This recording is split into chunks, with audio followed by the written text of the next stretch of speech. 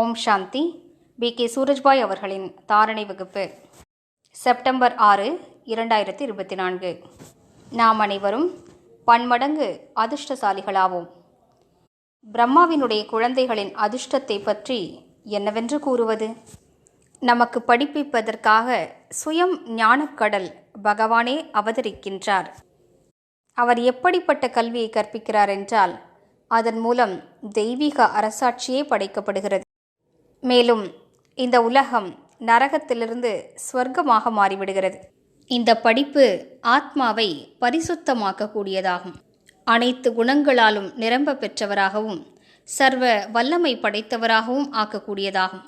பாருங்கள், நாம் இந்த படிப்பை படித்து கொண்டிருக்கிறோம். உங்களது வீடுகளில் கூட குழந்தைகள் சிலர் படித்து கொண்டிருப்பார்கள். ஏதோ ஒரு லட்சியத்தோடு படித்து கொண்டிருப்பார்கள். சிலரோ மருத்துவராக விரும்புகிறார், சிலரோ இன்ஜினியர், IAS, IPS என்று பலவிதமான லட்சியங்களோடு படித்து கொண்டிருக்கிறார்கள். அவர்கள் எவ்வளவு உழைக்கிறார்கள் நீங்கள் பார்த்து கொண்டிருப்பீர்கள். நமக்கோ ராஜ்யமே கிடைக்கப் போகிறது. அப்படிப்பட்டதொரு படிப்பை பகவானே படிப்பிக்கிறார்.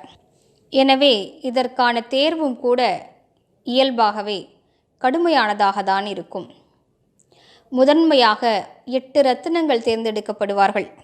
இந்த காட்லி யூனிவர்சிட்டியுடைய டாப்பர்ஸ் என்று அந்த அஷ்டரத்தினங்களை தான் கூற முடியும். எவ்வாறு அந்த பல்கலைக்கழகத்தில் டாப் 10 என்று தேர்வு செய்யப்படுகிறார்கள், அதே போன்று இந்த ஆன்மீக பல்கலைக்கழகத்தில் டாப் 8 தேர்ந்தெடுக்கப்பட்டிருக்கிறார்கள். அவர்கள் மதிப்புடன் தேர்ச்சி பெற்றவர்கள். அவர்களுக்கு அனைத்திலும் பெரிய பரிசு கிடைக்கிறது.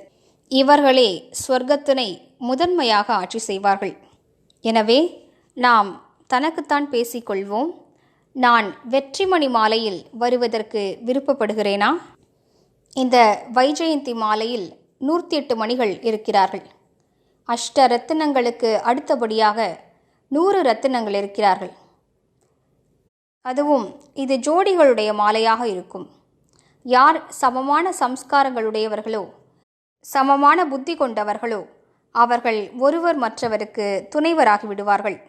பகவான் நமது புத்தியை ஈஸ்வரிய புத்தியாக ஆக்கி கொண்டிருக்கிறார். இந்த படிப்பிற்கு நாம் முக்கியத்துவம் அளிக்கிறோமா என்று சிந்தித்து பார்ப்போம். அல்லது வெளி உலகில் உள்ள மாணவர்களைப் போன்று படிப்பதற்கு போகிறேன் என்று கூறிவிட்டு வேறு எங்காவது மனம் புத்தி அலைபாய்ந்து கொண்டிருக்கிறதா? முழு நாளும் மொபைலில் பல விஷயங்களை பார்த்து கொண்டிருக்கிறோமா? படிப்பின் மீது கவனம் இல்லாமல் இருக்கிறோமா? தாய் தந்தையர் செலவிடக்கூடிய பணத்தை பற்றி கூட தற்கால இளைஞர்கள் கவலைப்படுவதில்லை. தவறான காரியங்கள் செய்வதில், தவறான நட்பு ஆகியவற்றில் மாட்டிக்கொண்டிருக்கிறார்கள். நமது நிலையும் அவ்வாறு இல்லைதானே என்று தன்னைத்தான் பார்ப்போம். அனைத்திலும் உயர்ந்த ஸ்டேட்டஸ் கொடுக்கக்கூடிய படிப்பை பகவானே கற்பிக்க வந்திருக்கிறார். நாம் எந்தளவிற்கு இந்த படிப்பிற்கு மதிப்பு கொடுக்கிறோம்? நாம் தவறாமல் இதனை படிக்கிறோமா? படிப்பதற்கான அர்த்தம் முரளியை நான் படித்து விட்டேன் என்பது மட்டுமல்ல. பாபா முரளியில் என்ன புரிய வைக்கிறாரோ அது வாழ்க்கையில் தாரணை செய்யப்பட வேண்டும். அதன் சொரூபமாக நாம் ஆக வேண்டும். இதுவே படிப்பாகும். சிலரோ நான் 7-8 முறைகள் முரளி படித்து விட்டேன், அவ்வளவுதான் எனது படிப்பு என்று நினைக்கிறார்கள். முரளியை படிப்பதனால் பல நல்ல ஞானத்தின் பாயிண்ட்டுகள் கிடைக்கப்பெறும். அது மூளைக்கு டானிக் போன்றதாகும். ஆனால் முக்கியத்துவம் வாய்ந்த விஷயம் என்னவென்றால், அந்த ஆன்மீக கல்வியை கற்று எந்தளவுக்கு நாம் ஆன்மீக போதையில் இருக்கிறோம். படிப்பிக்கக்கூடிய தந்தையின் மீது நமக்கு எந்த அளவிற்கு அன்பு அதிகரித்து கொண்டே இருக்கிறது. அவர் என்னவெல்லாம் கூறுகிறாரோ அதனை எந்தளவிற்கு நாம் வாழ்க்கையில் கொண்டு வந்திருக்கிறோம். இவை அனைத்தும் ஞானத்தை சிந்தனை செய்வதன் மூலமாகவே ஏற்படும். தொடர்ந்து படிப்பினை படிப்பதன் மூலமாகவே இது ஏற்படும். ஈஸ்வரிய பெருமிதத்தில் நிலைத்திருந்து படிப்பதன் மூலமாகவே இது ஏற்படும்.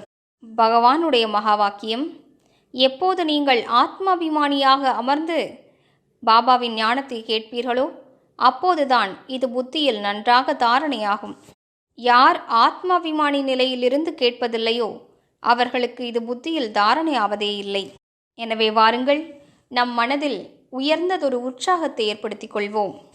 எப்போது பகவானே படிப்பிக்க வந்திருக்கிறாரோ, நம்மை தூய்மையாக்குவதற்காக வந்திருக்கிறாரோ, எப்போது அவர் நமக்கு உயர்ந்த பதவியை கொடுக்க வந்திருக்கிறாரோ, நாம் ஏன் பின்தங்கியிருக்க வேண்டும்? அவரிடமிருந்து அனைத்தையும் பெற்றுக்கொள்வோம். நமது குலத்தின் பெயரை வெளிப்படுத்துவோம். மேலும் தேவ குலத்தில் உயர்ந்த பதவிக்கு அதிகாரியாகி விடுவோம். ஓம் சாந்தி.